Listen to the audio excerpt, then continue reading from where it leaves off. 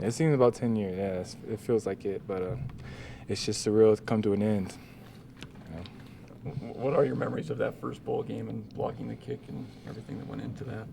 I just remember reflecting on the whole season. It was probably the most funnest season that I've had in my football career. Playing with guys like Brian Keel and Max Hall, Austin Collie, those guys, man, there's nothing like it. So, and then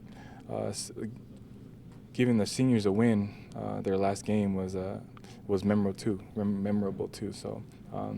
Letting them have their last game, going out on a win, and just reflecting on that season. I still remember it as if it was this past season. It was a great season, especially for a freshman like me. And how about that feeling of when the ball literally hit your hand and you knew that you'd saved the game? When I felt it on my fingertips, and I seriously didn't think it was not gonna go in. I turned around. The angle from my spot still looked like it was gonna go in, and when it fell short, then that's when it all started trying to take it all in. But yeah, felt great, and it's a great memory. That was the year that UCLA had an interim coach, kind of like what Washington's going to do. Had you thought about that, or have guys talked about that Washington's lost their coach, but they can still probably be dangerous to you?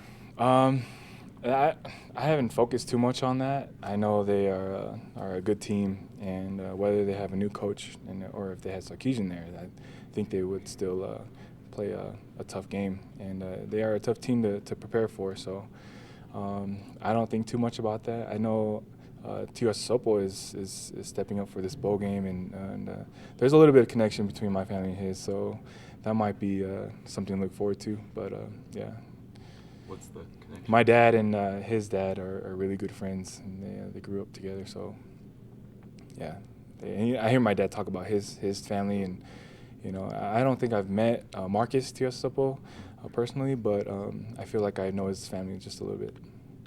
Eathyn, do you think you guys' recent success in bowls is kind of validation for the bowl practice model? Maybe that you guys are not practicing as much maybe as other teams before bowls? I think so. It's brought a lot of validity and a lot of experience for Coach Mendenhall. He knows how to prepare for games and for bowl games postseason. And he has a bag of tricks, and he knows what he needs to do to prepare us for a big game like this. So, yeah, bowl experience for him and for a lot of us as players brings validity to us in our team.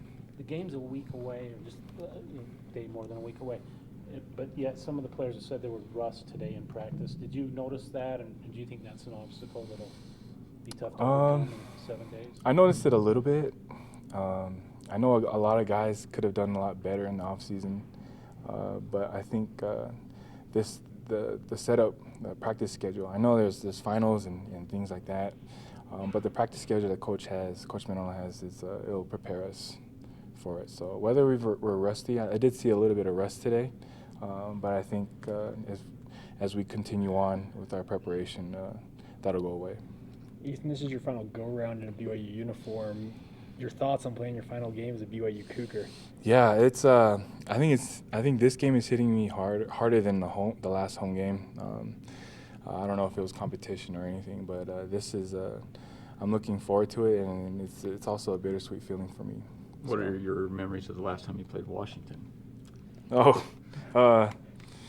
Jake Walker was a great threat to us, and I think we did fairly well against him, and they had some other good skilled position guys, and they have a lot of skilled players this year. But I remember that was a tough game, and it came down to the last minute, last drive, and got lucky at the end. So it's a good memory also. Yeah. I mean, that last pass literally hit you in the helmet. Yeah, right? it hit me in the helmet, yeah. And I wasn't expecting that, but I'm glad it happened, and we were able to pull a W against them. They're a good team, and they're a good team this year. And generally, what's it been like for you coming back from the injury and having this extra year, in essence? It's been a blessing, and I try to see it that way every day. I don't want to take any day for granted because, there was a possibility for me not to come back this year. So I want to show gratitude and to feel lucky and privileged to be back and this is my last game here for BYU. I want to treat it as such, still be grateful, and it truly is a blessing for me to be back. You don't want to look past the bowl game, but the future of the defensive line, what do you expect from guys coming back next year? Man, high expectations for those guys. Yeah, I'm not sure what they're going to do with Bronson. He can go either way, outside backer or D-line, but some really good guys stepping up. Marcus Johnson, and if John Raheem gets his act together, he can be a big force on the D-line. And there's some guys coming off from the mission that I know that can step up. So it's going to be a great season as the D-line core for BYU next year. There'll be a lot more guys and even experienced guys. Your last round of bowl gifts too, huh? Yeah, you can never overlook those things either, and it's those things are a blessing. And there are some things that we wish we had, some things we wish we didn't have, but beggars can't be choosy with bowl gifts. So just got to be grateful that we're actually going to a bowl this year. What's the best bowl gift you've ever had? Money is always good. The credit card. I think my wife will appreciate that. So the money aspect is always something that we look forward to. Coach Mendenhall talks about a more unified team this year with the offense stepping up. And do you feel that way as a defensive player? I feel as a defensive player, and I think we feel that as a team collectively. And it shows when we play games, and it's during practice when we come together, when we cross over one-on-ones, things like that. We work hard, and we try to make each other get better during practice. And in games, it shows, I think. And there was a big distinction between this year and last year. And I'm really grateful for Coach Mendenhall and his efforts into trying to make that happen, and he really did this year. What do you attribute just so much success in bowl games out of this program? You talked earlier about the bowl preparation. Is there other factors maybe play into that?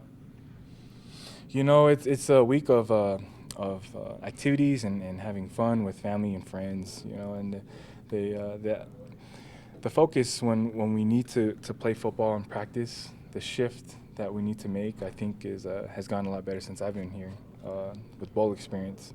When it's time to play football, it's time to play football and prepare. When we have time off, we need to take that time to prepare as well. But when there's time for activities and being with your family, then you can have those times. But the distinction between when we need to switch on to play football and switch off to just have fun and relax is a big key on the side of preparation with practice. So how's your body feeling? How's the 2-week break that you guys had? I wish there was a 2-week break in between every game. It's always good to have that rest, and not only rest, but to lift and to run just to get back in shape. Not having to run into guys, it's really good, and I think this team does really well with breaks like that. We come off strong, even though we did come off a couple losses with those 2 byes. I think we played really well, physical, and we were ready. So the 2 weeks really helped. So did you ever think you should have gotten part of Ziggy's contract since your injury? Oh, at least some gas money. Come on now. That guy calls me up, and he lives a few blocks away, and I had to pick him up to drive him here. No, he deserves all his success himself. He's done an incredible job transitioning into the NFL and doing great while he's there. So all the credit to him. I don't take any from him.